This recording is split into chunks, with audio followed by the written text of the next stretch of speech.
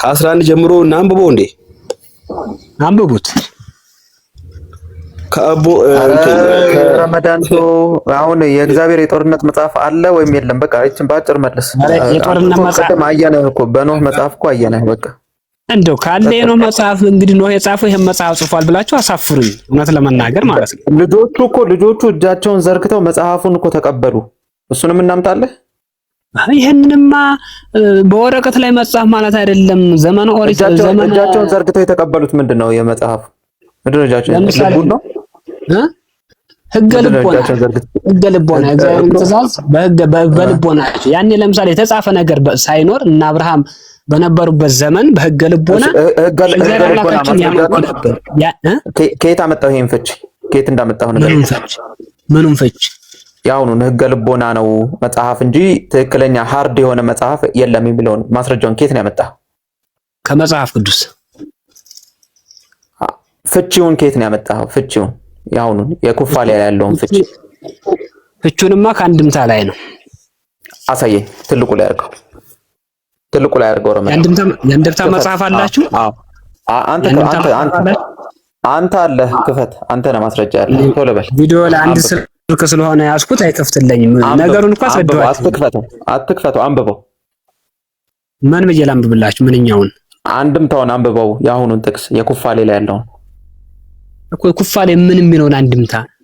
ይሄ አሁን በህገ ልቦና ነው እንጂ ጽፎ አልሰጠም የሚለውን ያገኘበትን አንብብ። እንዴ አልገባኝም ሐሳቡ። አንብበው። አንድምታውን ያልከውን አንብበው። ምን ላይ እንደሆነ ንገረን። ይኸው ሐሳቡን እኮ ነው እያስረዳኋችሁ ያለሁት እንጂ ይሄንን አንብበው። ከየት ነው ያመጣኸው? እንዴ ምን እንደማነብላችሁ እኮ ነው። እኔ አሁን አነበብኩላችሁ እኮ ነገርኳችሁ አይደል? ይሄ ማለት እዚህ ላይ ማለት ይኸው ስማኝ፣ እሺ እናገረው እና እሺ በቃ እሺ፣ እኔ ልጠይቅ እናንተ ከጨረሳችሁ ተመለስ አድርገው።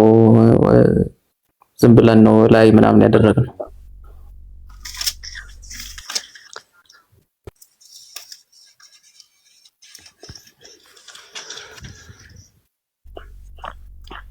ረመዳን ጋር አንድ ጥያቄ መጠየቅ እችላለሁ?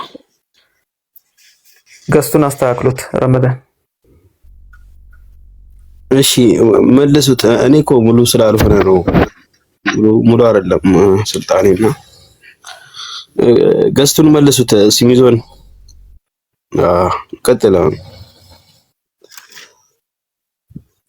እሺ ጥያቄ ተፈቀደልኝ? እስቲ ጠይቁ።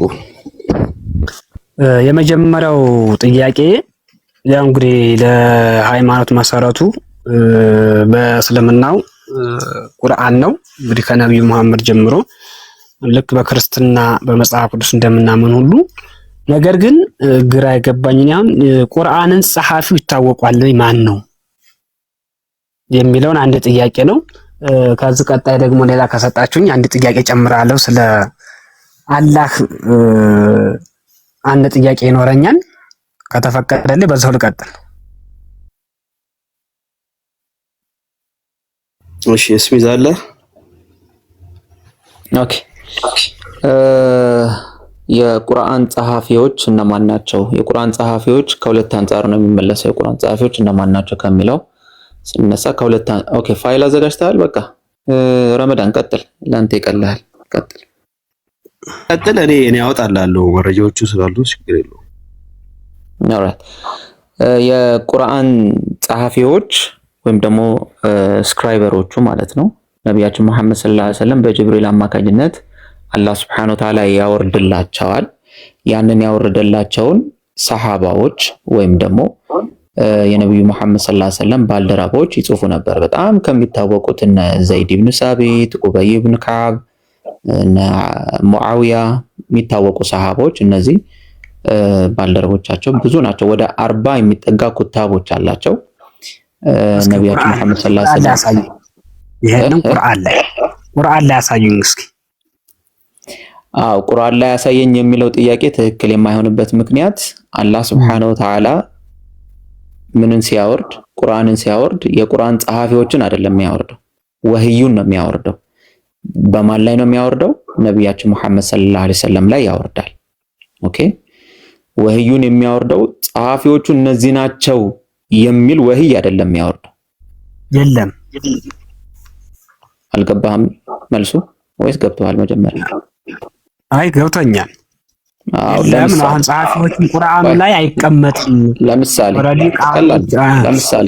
ቀላል ነው የጠየቀው ጥያቄ ቀላል ስለሆነ በደንብ ከተረዳኸው ቀላል ነው። ለምሳሌ ዮሴፍ ስምህ ዮሴፍ ነው አይደለ?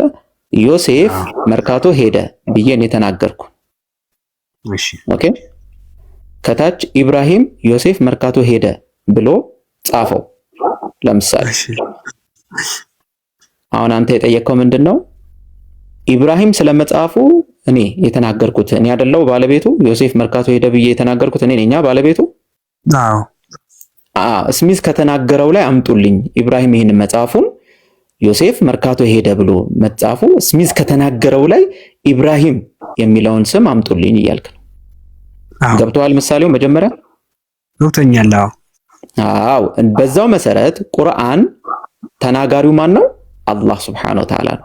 ለምሳሌ ሙሐመድ ረሱሉላህ ብሎ ሲናገር ወይም ደግሞ ስለ ሐጅ ሲናገር ስለ ሰላት ሲናገር አላህ Subhanahu Wa Ta'ala ተናጋሪው አላህ Subhanahu Wa Ta'ala ገብቷል?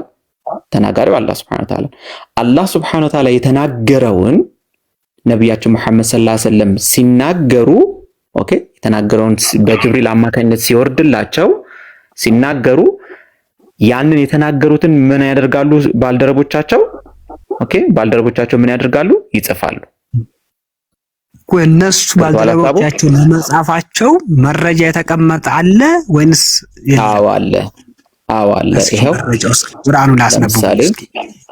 አዎ ሐዲስ ታውቃለህ መቼስ ሲባል ምናልባት ሰማለህ። እሺ በደንብ አውቃለሁ። በጣም ጥሩ። ይሄው ይታያል ስክሪኑ? እኔ ጋር አይታየኝም፣ ያው ሰማንደህ እንጂ። እሺ ሰሂህ አልቡኻሪ ሐዲስ ሰሂህ አልቡኻሪ 4990 ምናልባት ቁጥር መያዝ የምትፈልግ ከሆነ ማስረጃው 4990 The Prophet sallallahu alaihi wasallam said, "Call Zaid for me and let him bring the board, the ink pot and the scapula bone, or the scapula bone and the ink pot." Then he said, "Write." ስለዚህ ነቢያችን መሐመድ ሰለላሁ ዐለይሂ ወሰለም ራሳቸው ዘይድን ቅድም እንዳልኩ ብዙ ክታቦች አላቸው። እነ ዘይድ ኢብኑ ሳቢት እነ ኦበይ እነዚህ ባልደረቦቻቸው ናቸው። እነዚህም በአጠቃላይ ማለት ነው ይጠሩና ምን ያደርጉ ነበር? ወህይ በሚወርድላቸው ጊዜ ምን ያደርጉ ነበር? እንዲጻፍ ያዙ ነበረ።